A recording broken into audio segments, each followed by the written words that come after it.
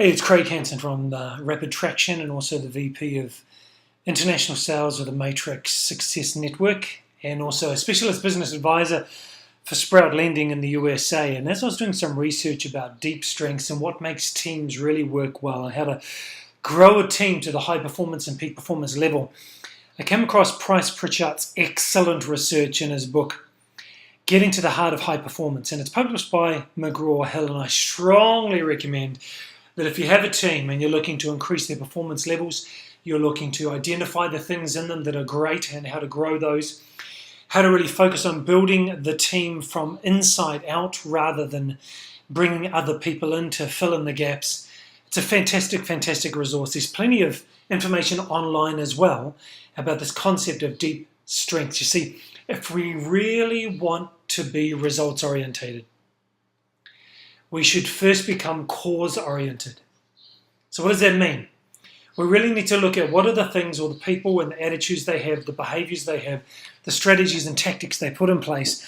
What are they that lead to success? Rather than looking at the results, looking at the numbers, the outcomes, the metrics, look at what is it that got those results to be on the board. And when we look at it and we think about this quote from Price Pritchard, we're really looking at these 10 different strengths that in his phenomenal piece of research with CEOs in both non-profit and for-profit organizations, these were the 10 skills that came up, were ordered and ranked according to most desired and most effective and most wanted in leaders and organizations and in high-performing teams. So resilience, confidence, energy level. People always tell me I have a high energy level. Thing is, when I crash and I sleep heavy. Creativity and innovation, can-do attitude, ambition, hope, happiness, competitive spirit, and staying power. Just one thing. Ambition is a fantastic thing to have, but it cannot be a cutthroat thing.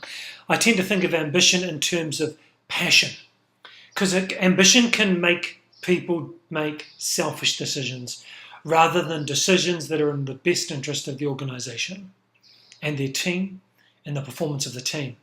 So these 10 are incredibly powerful, and I resonate as an individual with many of those 10, and I've heard those 10 spoken about me, and I've also heard some of those 10 spoken about me and to me as areas where I need to improve, and also where people have said this is a weakness in you in some of these 10. And I know that when people focus on the strengths, I'm able to move up and make quantum leaps and big jumps in areas where I am a strength, but in areas where there are weaknesses, and one of these 10 or two of these 10 or three of these 10 that are a weakness, if I focus on developing that, so much more work needs to go into raising that weakness up to a strength than taking the strength to an excellence area. So we can really improve our team and our team members by focusing on their strengths. So let's look at this. Here's a quote from Susan Sorensen, who did this great research with Gallup about 4 years ago. Of the employees who felt that their supervisor focused on their strengths, 61% were engaged. And engaged means focused on their job, passionate about their outcomes, and working in a team, which is double the national average of 30%. And only 1% of such employees were actively disengaged. That's phenomenal. So employees who felt that the supervisor, the person in charge, spoke about, encouraged, recognized their strengths, 61% of all of those employees were actively engaged, which is double the national average. Significant research by Gallup and Susan Sorensen. Now, I really encourage you to have a look at that research by Gallup. Search her name on their website. Great information comes from that. But what it tells us is that when we focus on the strengths of our team members, things can change significantly. Also from that research by Susan, it stated that 25% of those employees who felt that they were ignored, overlooked or neglected in terms of their strengths were actively disengaged. So a quarter of all employees who didn't have that recognition, time and investment and attention from their supervisors were actively disengaged. So what can we do? What's this really telling us? The crux of the matter is, as a supervisor, as a leader, focus on the strengths, develop the strengths, recognize the strengths, champion the strengths, give an opportunity for people to lead in their strengths, and they become increasingly engaged in what they do. Employees who know their own strengths are more productive and engaged. In fact, simply learning about their strengths and positive characteristics makes employees 7.8 more productive. And strength-focused teams are 12.5% more productive.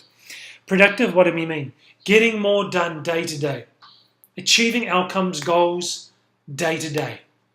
When the numbers are on the board and they're counted against performance and the goals and the targets are realised, 7.8% more productive. Now, in a small team, as a partnership or a sole proprietor who has a small team of 2 or 3, 7.8% can be the difference between bankrupt, paying rent, and putting money in the pocket. 7.8% in a large corporation can be millions or billions of dollars. So this is really quite significant depending on any level of scale of a business. So how do leaders best direct their efforts? We build a culture of people that demonstrate, champion, and grow the deep strengths of the people around us. This is why the Thinking into the Results program with Bob Proctor and that we coach with the Matrix Success Network with the number one coach in the world, Brian Damaso and Jenny Laurent. We really focus on building strengths into people that have been proven time and time again to increase productivity and championing those strengths by having a strong community of like-minded people around you. So what are the deep strengths? How did they get found? And were they significant across industries or just in one industry? So the research showed us that when people have earned a position or are given resources that they didn't earn, they're given these resources, they're given a status, they're given a position in an organization, they're given a place in the hierarchy, and they know they didn't earn it, other people know they didn't earn it, those people become emotionally bankrupt because they didn't earn it, they didn't receive it as a result of their efforts, they were given it, they have no capacity to deliver that role, and they become emotionally bankrupt. Whether that's a child who has a trust fund who never has to earn a dollar, whether that's a person who is the daughter or the son of a CEO or a president of a company and they're given a vice president's position straight out of school, or they're taken from a lower position or another industry and put in that position and they have no credibility in the organization, they become emotionally bankrupt because they recognize they shouldn't be there. So Price Pritchett's research into deep strengths covered 312 CEOs across entrepreneurial organizations, for-profit corporations and non-profit leaders. It was pan-industry from primary sectors like coal mining to service industries like retail to manufacturing in the furniture industry. And they really identified the deep strengths that CEOs see as being most powerful in their teams and most desired and most productive. So what are these three? The deep strengths are can-do attitude, resilience, creativity and innovation. Now the for-profit CEOs, they rated can-do attitude as the number one. Not-for-profit CEOs or non-profit CEOs ranked resilience at the highest level. But in all organizations, all CEOs in all different types of industries rated these three in the top three, even if in different orders. So creativity and innovation, can-do attitude, and resilience, the three big winners. So if there are three things that as individuals we need to develop as our can-do attitude, our resilience, and our creativity and innovation. As an up-and-coming employee and a prospective leader, what are the three characteristics you need to develop? Can-do attitude, resilience, creativity, and innovation. As a person who wishes to be recognized, to be identified, to lead, to stand out, head and shoulders above the teams that we're leading in, and what other skill sets do we need to develop in the teams around us to be incredibly effective, to be recognized? Can-do attitude, resilience, creativity, and innovation. So let's look at this. What is a can-do attitude? It's someone who's confident, someone who's willing to deal with problems and new tasks, rather than complaining or giving up. We know those people in our teams who complain, who whinge, who shift the blame, and who just give up after a try. So a can-do attitude means confident, willing to deal with problems or new tasks rather than complaining or giving up. This is the attitude we need to grow in ourselves, and the attitudes we need to identify in others, and the attitudes that we need to grow in our team members to be productive, effective, and efficient, achieve our goals and targets, and grow our organizations. So creativity and innovation is often thought of as being the same thing. But actually there's 3 different components I want to highlight. Creativity is conceiving something original or unusual. Could be in a tried and true industry, something that's already been done, or could be something new. But it's really conceiving of something original. Hey, that's an interesting perspective. That's a new way of doing that. That's an unusual or standout way that we could produce that. Innovation is implementing something new from what may already exist. So innovation is taking the shampoo and putting conditioner with it. So shampoos and conditioners at the same time. That's not something that's brand new as an invention. It's an innovation on an older product. So creativity, the conceiving of something unusual or original. Innovation, implementing something new and enhancement. And invention is the creation of something new that's never been made before. It's recognized as the product of some unique insight. So let's think. Invention, unique insight. Creativity, unique insight. Innovation, unique insight. What are we looking for? People with a unique insight who see things as they could be, even if they're not that way right now. And helping us to understand a process of getting to that place of having the newer product, the redesigned product, the completely original new invention of a product. These are the type of people that we're looking for and the skill set we need to develop. And there are ways as individuals to look at objects, processes, artifacts, things that are already in existence in new ways from different perspectives. We can learn this capacity as individuals, and we can grow it in our teams by giving time, encouragement, recognizing it as something that we praise and we honor and we reward.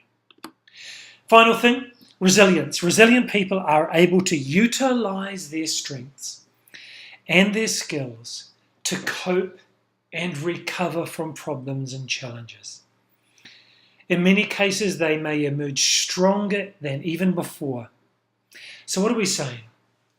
The people have their own skill sets, their own strengths, they have their own capabilities and capacities, and they use these and draw upon these to cope with and deal with the problems as they happen, then to walk through them and come out the other side, the challenges, and to recover from those setbacks or those difficulties and become even stronger.